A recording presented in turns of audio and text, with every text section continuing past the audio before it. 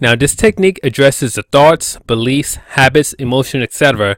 that have become so unyielding to change, we have to address them on an unconscious level. Now, this is particularly useful when the unconscious thought, for example, think goal setting doesn't work, or when this response operates against our better judgment. This pattern also works really well when it comes to nail biting, smoking, phobic responses, etc.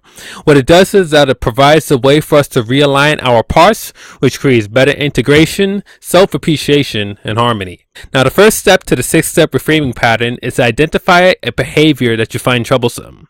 You want to find a behavior that fits either one of these formats: I want to stop doing X, or I want to do X, but something stops me. Step number 2, communicate with the part that produces this behavior.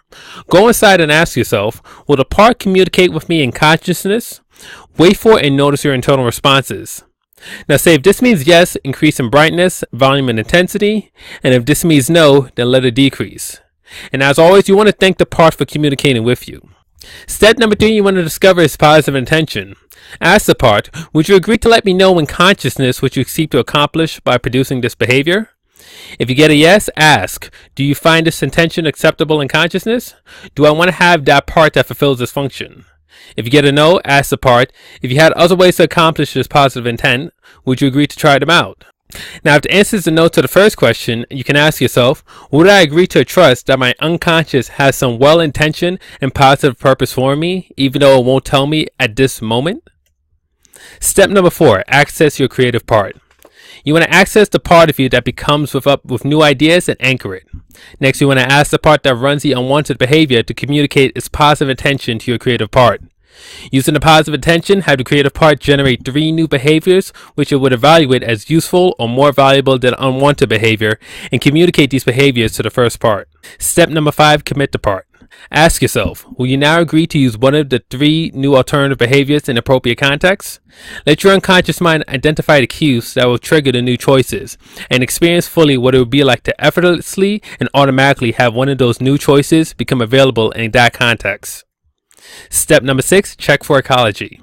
Ask yourself, will you now agree to use one of the 3 new alternative behaviors in the appropriate context? Let your unconscious mind identify the cues that will trigger the new choices, and experience fully what it would be like to effortlessly and automatically have one of those new choices become available in that context. And that's all we have for today. Coming up next is pattern number 14, NLP technique number 14, aligning perceptual positions pattern. Now, just to dive into some further training, I highly recommend you check out the 7 Hidden Laws of Mental Dynamics. It's extremely powerful training. For more information on that, go over to pciinstitute.net/HLMD. And as always, if you're on this channel right now, make sure you hit the subscribe button and tap the bell icon, so that way you'll be part of the notification squad as soon as the next video drops. This is James Rittenhouse, founder of PCI Institute, signing off.